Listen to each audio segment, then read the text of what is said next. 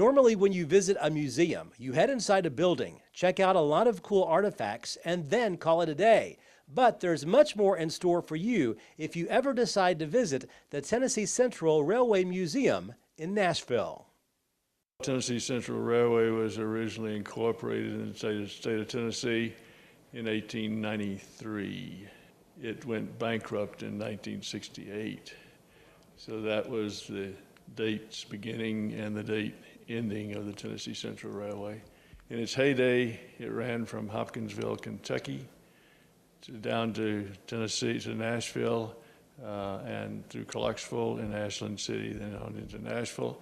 From Nashville, straight east through Lebanon and Cookeville and Crossville, little small towns you've never heard of, Crab Orchard and Ozone, and all the way to another city you probably not heard of, and that's Harriman, Tennessee. That's where the railroad ended and joined with the Southern Railroad, which was basically a north-south railroad, and it had already built a spur over to Knoxville, and so there was no reason to build another spur from Harriman over to Knoxville for the Tennessee Central. It had already been done, and they didn't have the money to do it anyway. So that's sort of a brief history of the Tennessee Central. When it went bankrupt in 1968, the railroad was divided in bankruptcy court. Illinois Central, which joined in Hopkinsville, Kentucky, bought the railroad from Hopkinsville down to Nashville. The L&N, the Louisville and Nashville Railroad, bought the section from Nashville all the way to the western side of Crossville.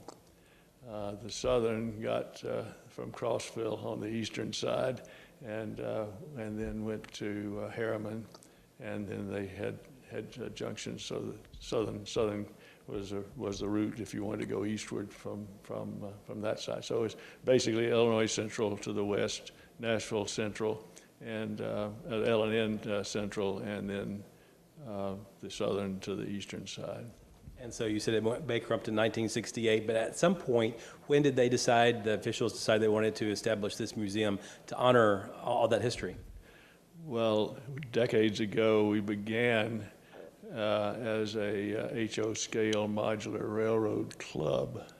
H.O. scale is 1 to 87. That means 1 foot in the model, it represents something that's 87 feet long in the real life. We added the end trackers, that's N scale, which is 1 to 160. 1 foot or a half a foot, 6 inches, it represents something that's 80 feet long.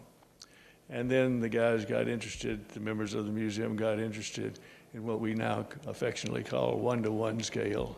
That's the real life stuff. 1 foot in the model represents 1 foot in real life. That's when we decided to begin to run excursion trains, which is one segment of the museum. Those trains are outside. They're up to operating condition, and we carry 500 plus passengers in each train set wherever we go. And what kind of trips do you make in those trains? Where do you go? Excursion trips are basically to Watertown, which most of them are, or to Baxter at the Delmonico Winery, or to Cookeville, which is just a few miles beyond Baxter, or to Monterey, which is all the way to the end of the tracks. Now you're talking about the trains being outside being one aspect of the museum. What are the other two aspects of the museum? Well, one aspect of the museum is the room we're standing in, the Artifact Museum, which is sort of static display of stuff that we've got from mostly the Tennessee Central, some from the L&N and NCTV, and others, just other railroads around the country. And then we have the modular railroads in the warehouse section of the museum building. And then we have the trains who are outside and on their own tracks outside that we run the excursion trains with. What do we see in this display case? Well, the top shelf is, these were originally Tennessee Central appliances, a grease can, an oil can, a marker light, a light that was inside of a caboose or a passenger car, the railroad official railroad seals, that were stamped onto stationery and on tickets and everything. Valves off of the steam engine. Down the bottom, a builder's plate that came off one of the locomotives, and then a special kind of track, and the rail joiner track. Track at that time was sectioned, 39 feet long, and when you joined a section to another section, you had to have a rail joiner, and this is a Weber rail joiner, which is a very unusual piece of hardware. So we thought that was worthy of display. Well, here is a special model. I'm not sure of the scale. It's closer to G scale, I guess, than anything. But this was all hand-built, scratch-built. And the important thing about this one that most people wouldn't recognize is that the locomotive is a steam locomotive. It actually has a boiler and a firebox, and the firebox burns kerosene, and it makes steam, and that propels the engine. The models there that you see is an O-scale model of the LNC Tower, Nashville's first skyscraper, which still is present and exists. That's an O-scale model of it. There was an O-scale railroad in the basement of the War Memorial Building, and the state of Tennessee decided they needed that space more for storage of things rather than the model railroad, so they had to leave that. Now that's filled up with boxes, just storage space.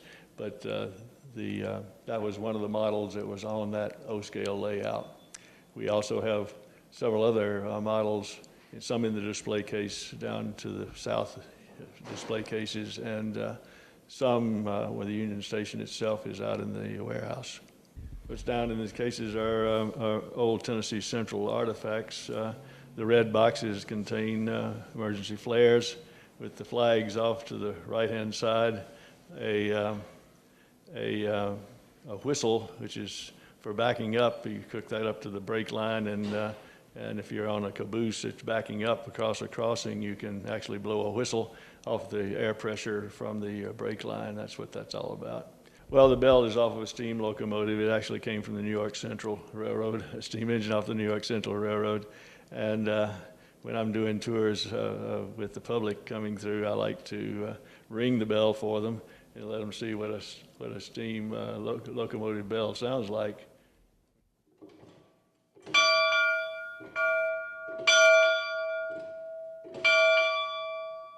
What is in this display case? Well, you have on the top shelf left switch locks. Those were Tennessee Central switch locks. Every switch, particularly in the yards, was locked so that vandals couldn't throw it against the train and derail it. So they were all locked, and they have special lock keys, and there's a lock key in the lock. There's a special little thing. It's interesting to get those out and look at them because they're not like any lock key that you've got now in modern days. Some of the railroad timetables off coming right, and then interesting, those nails were tie nails. They put those into the end of the tie as they laid the tie.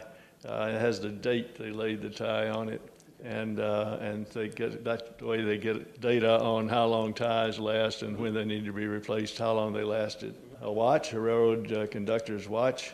The railroads ran in those days and time on timetables, and they had the train where it was supposed to be on the timetable at that time, or else you might meet another train that was supposed to be there if you were late or early. So you ran on the clock, and that they had to be very precise instruments, and they were. The next is a flagman's hat. Conductors had a hat that was similar, except they had a little gold braid on it. And then down the second shelf is a hoop. And in the middle of the hoop, circle of the hoop, you see train orders. That's how they ran and dispatched trains, was by written order. And that gave you access to a segment of the track. And they hooked those orders, were telegraphed to the telegrapher at a station, and the station master would take the orders off, write them on the order form, which you see there, and then wrapped and put in the hoop with a segment of string that would break away, and or could break away, and they would stand beside the train as it roared through, The fireman would usually hang his arm out, grab the orders. The conductor got similar orders, and those were the orders for the next segment of the track. So that's the way they got the orders up to them, was they hooked them up, and that was the hook that they got the name from, the verb from. The signal down at the bottom shelf is a signal that was at search station at Edson, Kentucky, that said, "You've got train orders." And so you stop the train, or if we're going to hook them up, then get ready to receive them by hook. If not, you had to stop the train and go in and get your orders. Do you have a favorite part of the museum, or is it all special to you? Well, I started out being a modeler, and I built a module with my friend Pete Hoadley, and that was a phase of my career, of my membership. But then when the guys got into one-to-one modeling, I got more interested in restoring and keeping repaired the trains so that they can run, and car hosting. So that's sort of a conductor for the car, and I did that. So I do that too.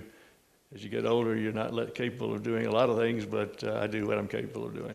As far as the future is concerned for this museum, how do you see it playing out in the near future? Well, the big interest for the public mostly is the excursion trains. So I see the excursion trains continuing. I don't know that we can add more trips, but at least we can keep running the trips we've got.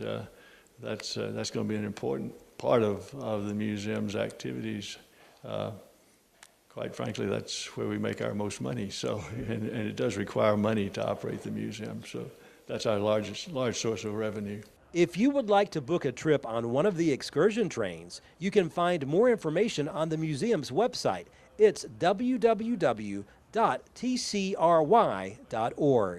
If you would like to visit the museum in person, the address is 220 Willow Street in Nashville. Reporting from Davidson County, Barry Hyatt, NCTV.